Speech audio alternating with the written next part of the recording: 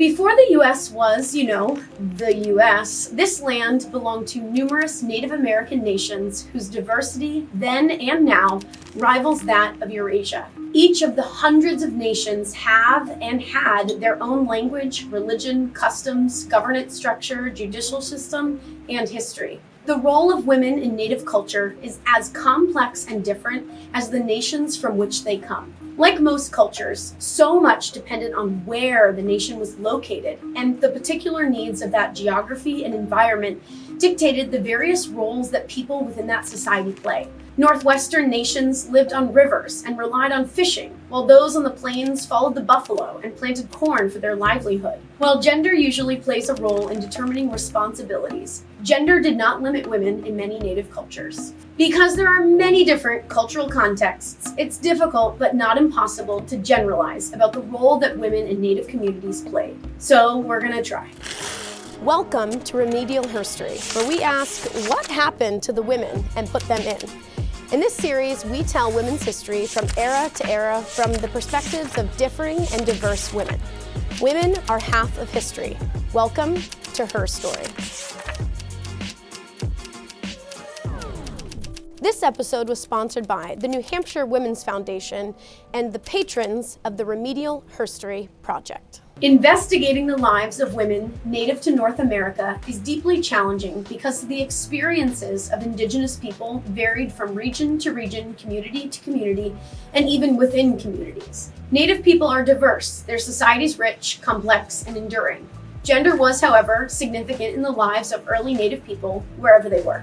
Family and community systems brought Native people together in systems of mutual reliance and respect. As in many places and cultures, men were generally responsible for hunting, warfare, and interacting with outsiders. Therefore, they had more visible roles. This is why the names of male natives tend to pop out more in our histories. Native women were active in community governance and activities. Many nations, perhaps 1/4, if not a majority, were organized matrilineally, where new husbands would come to live with his wife's family, and inheritance was passed down from the mother. In matrilineal societies, women owned the family's home and goods. They did all the agricultural production and reared the children. They also held important political and economic power. Nations of the Iroquois Confederacy, or the Haudenosaunee, were all led matrilineally, with women at the helm. Clan leaders selected a male chief to represent the nation, and they removed them when the women were dissatisfied. In other nations, women would even become warriors. Some were able to earn the title of chief because of their own achievement on the battlefield, or due to their husband's death. In the Midwest, women often helped hunt, harvest buffalo. Women were responsible for utilizing the entirety of the animal. In these communities, the relationship between gender and service to the nation was much less significant. In others, however, gender determined much about the contributions to the community a person could make. For example, the Cherokee of the Southeast assigned male and female infants a bow or sifter at birth to connect them to their future lives as hunters, fishers, or in agricultural production. The Haudenosaunee classified the forest as male and the village as female. But for indigenous people, gender wasn't always strictly binary. The Dene and the Navajo recognized 6 different genders. That's awesome! The Ojibwa did have male and female roles, but individuals could align with the gender of their choice. Despite the birth rituals, the Cherokee also allowed for gender variance and even built it into their language. A variety of words in the Cherokee language describe people who are, quote, two spirits, or whose gender expression or identity fits outside the binary male-female. There are words that translate to he or she thinks like a man or woman. Fascinating. In most Native communities, women had significant spiritual roles. They often served as spiritual leaders, healers, and political leadership. In many Native American creation stories, one of the female characters created life, nature, and earth through her body in some sort of birth. The Pueblo of the Southwest have a fascinating origin story where the corn mother gave birth to human life and corn sprouted up through the ground. All babies are given an ear of corn at birth to recognize this sacred connection to the mother.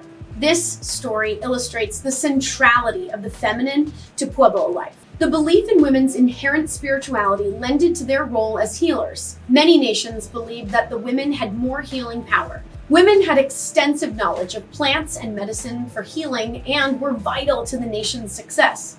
Duh! Most Native American women were master craft people, producing blankets, baskets, jewelry, and pottery because women work and always have.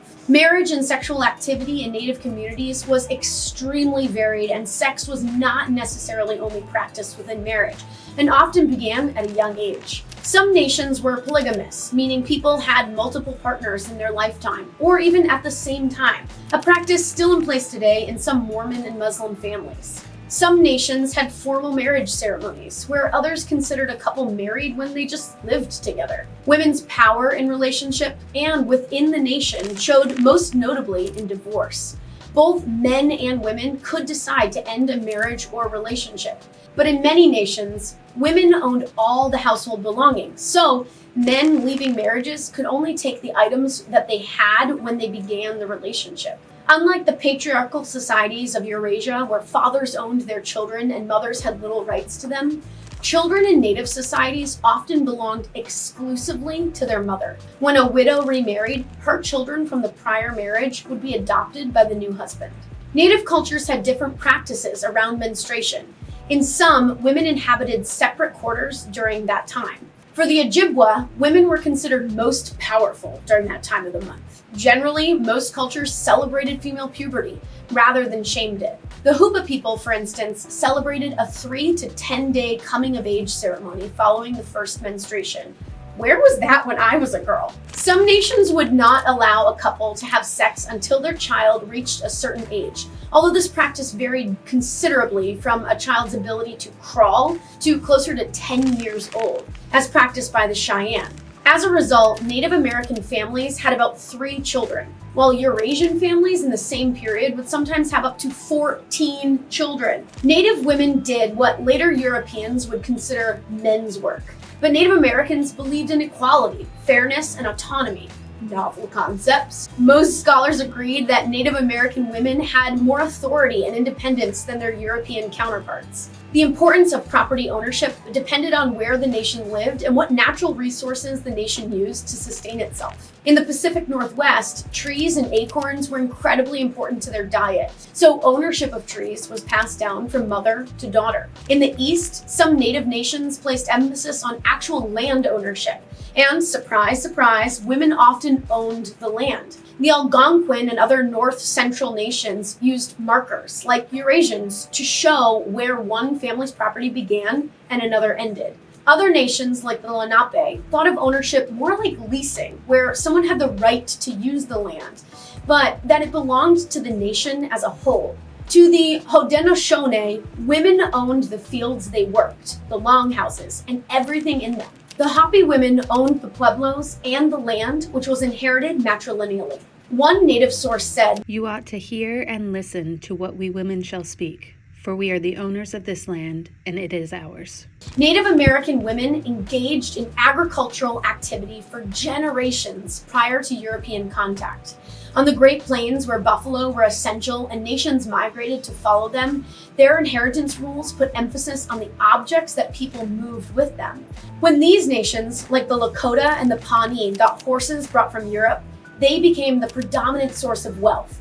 Everyone, even children, had the right to own horses. Domesticating animals other than horses was rare in Native cultures because they tended to believe that animals had equal spiritual rights as humans, because it disrupted gender distributions of labor. We have few reliable written sources about Native women's lives before contact. So unfortunately, we have to turn to white men's interpretation of Natives for some of our sources. In 1644, the Reverend John McGillipensis, minister at the Dutch Church in New Netherlands, which is modern-day New York, said that Native American women were obliged to prepare the land, to mow, to plant, and do everything. The men do nothing except hunting, fishing, and going to war against their enemies. Chill, John. Others described Native women as slaves to their men, probably because they didn't really understand, or frankly care to understand, the way Natives shared the burden of labor. After the arrival of more European explorers, 90 to 95% of the indigenous population was wiped out by diseases brought by the Europeans. Territorial disputes and the resulting conflicts also had devastating impacts on the already weakened native populations. Scholars disagree on how European expansion and migration impacted native women. Some argue after contact, women's authority declined because of a term called cultural assimilation, where cultures shift and change to become similar to the dominant culture.